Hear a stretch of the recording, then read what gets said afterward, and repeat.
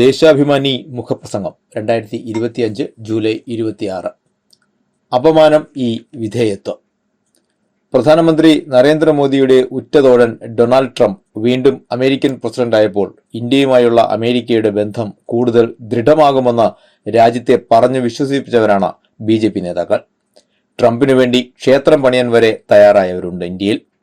My friend എന്ന് പ്രധാനമന്ത്രി മോദി വിശേഷിപ്പിച്ച ട്രംപിന് പക്ഷേ ഇന്ത്യയോട് പറയത്തക്ക ഒരു മമതയുമില്ലെന്ന് വ്യക്തമാക്കുന്നതാണ് ട്രംപിന്റെ പുതിയ മുന്നറിയിപ്പ്.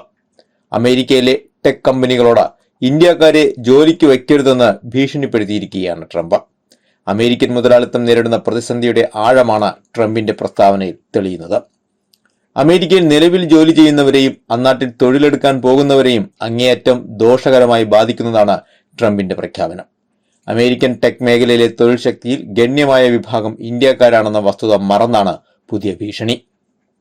സാങ്കേതിക മേഖലയിൽ തദ്ദേശീയർ മാത്രം മതിയെന്നാണ് ട്രംപിന്റെ ശാഠ്യം.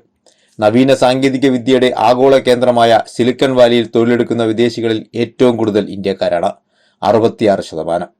ബാച്ചിലർ ബിരുദമുള്ള ടെക് ജീവനക്കാരിൽ 23% ഇന്ത്യൻ വംശജരാണ്. തദ്ദേശീയർ 18% മാത്രമാണെന്നാണ് കണക്ക്. AI സ്റ്റാർട്ടപ്പുകൾ സ്ഥാപിച്ച കുടിയേറ്റക്കാരുടെ എണ്ണത്തിലും മുന്നിൽ ഇന്ത്യക്കാർ തന്നെ, 60%. വിദേശ തൊഴിലാളികളെ നിയമിക്കാൻ US കമ്പനികളെ അനുവദിക്കുന്ന നോൺ ഇമിഗ്രന്റ് വിസയായ H-1B വിസ കൈവശമുള്ളവരായ ഇന്ത്യക്കാർ 74.5%. അമേരിക്കയിൽ പൊതുവിലും സിലിക്കൺ വാലിയിൽ സവിശേഷമായും തൊഴിൽ ശക്തിയിൽ ഗണ്യമായ വിഭാഗം ഇന്ത്യക്കാരാണെന്നിരിക്കെ ട്രംപിന്റെ ഭീഷണി ഈ മേഖലയിൽ കനത്ത പ്രത്യാഘാതമാണ് സൃഷ്ടിക്കുക. അമേരിക്കൻ കമ്പനികൾ പുറം കരാർ നൽകുന്നതിനെതിരെയും ട്രംപിന്റെ മുന്നറിയിപ്പുണ്ട്. മാത്രവുമല്ല, ഇന്ത്യ അടക്കമുള്ള വിദേശ രാജ്യങ്ങളിൽ നിക്ഷേപം നടത്തുന്നവരോടും അമേരിക്കൻ കമ്പനികളോടും ട്രംപ് കണ്ണുരുട്ടി. നേരത്തെ ആപ്പിൾ കമ്പനിയോട് ഇന്ത്യയിൽ ഐഫോൺ നിർമ്മിക്കരുതെന്ന് താക്കീത് നൽകിയിരുന്നു ട്രംപ്. ഇന്ത്യയിൽ നിർമ്മിച്ച് അമേരിക്കയിൽ എത്തിക്കുന്ന ഐഫോണുകൾക്ക് 25% തീരുവ ചുമത്തുമെന്നും പറഞ്ഞു. ഇന്ത്യ എന്ന സ്വതന്ത്ര പരമാധികാര റിപ്പബ്ലിക്കിനെതിരെ ആക്ഷേപകരമായ പരാമർശം നടത്തിയിട്ടും നമ്മുടെ പ്രധാനമന്ത്രിയോ വിദേശമന്ത്രിയോ അതിനെതിരെ ഒരു വാക്കുകൊണ്ടുപോലും പ്രതിഷേധിച്ചിട്ടില്ല എന്നതും അത്യന്തം ഗൗരവകരമായ കാര്യമാണ്. സൗദിയിലെ നിതാഖത്തിന് സമാനമായ തദ്ദേശവൽക്കരണം തന്നെയാണ് ട്രംപിന്റെ പദ്ധതിയെങ്കിൽ അത് ഇന്ത്യൻ താൽപര്യങ്ങൾക്ക് എത്രത്തോളം ഹാനികരമാണെന്നതിന് സമഗ്രമായ ഒരു വിശദീകരണത്തിന്റെ ആവശ്യമില്ല. ഇന്ത്യക്കാർക്ക് മാത്രമല്ല, അമേരിക്കൻ സോഫ്റ്റ്വെയർ ഹാർഡ്വെയർ മേഖലകൾക്ക് അത് തിരിച്ചടിയാകുമെന്ന് ഉറപ്പ്. ഇന്ത്യക്കാർ ആഗോള ടെക് മേഖലയ്ക്ക് നൽകിയ സംഭാവനകളെ ട്രംപിനെന്നല്ല ആർക്കും നിഷേധിക്കാനായില്ല. സാധാരണ എഞ്ചിനീയർമാർ മുതൽ CEO സ്ഥാനം വരെ അലങ്കരിച്ചിട്ടുണ്ട് ഇന്ത്യക്കാർ.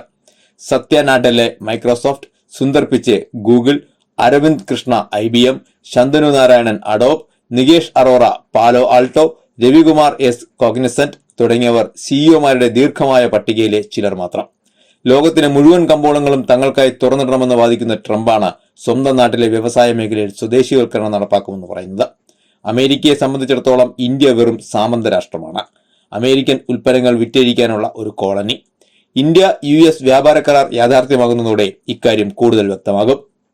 ഇന്ത്യൻ താൽപര്യങ്ങൾ ബലി നൽകിയായാലും അമേരിക്കൻ സമ്മർദ്ദങ്ങൾക്ക് ട്രംപിന്റെ സുഹൃത്തായ മോദി വഴങ്ങുന്നതോടെ എല്ലാ കാർഷിക വാണിജ്യ മേഖലകളിലും ഇന്ത്യക്ക് വൻ തിരിച്ചടിയുണ്ടാകും. ഇന്ത്യയുടെ സ്വാശ്രയത്വം നഷ്ടപ്പെടുന്നതിൽ മോദി സർക്കാരിന് ഒരു ഉത്കണ്ഠയുമില്ല. ഇന്ത്യ പാക് സംഘർഷം ഇല്ലാതാക്കിയത് തന്റെ മാന്ത്രിക വിദ്യ കൊണ്ടാണെന്ന് ട്രംപ് എത്ര വട്ടം പറഞ്ഞു. അതിനെതിരെ ചെറുവിരലനക്കാൻ ഇന്ത്യ തയ്യാറായിട്ടില്ല. കുനിയാൻ പറഞ്ഞാൽ മുട്ടിലിഴയുന്ന തരത്തിലുള്ള വിധേയത്വം കാണിക്കുന്ന പ്രധാനമന്ത്രി ഇന്ത്യക്കാർക്ക് അപമാനമാണ്.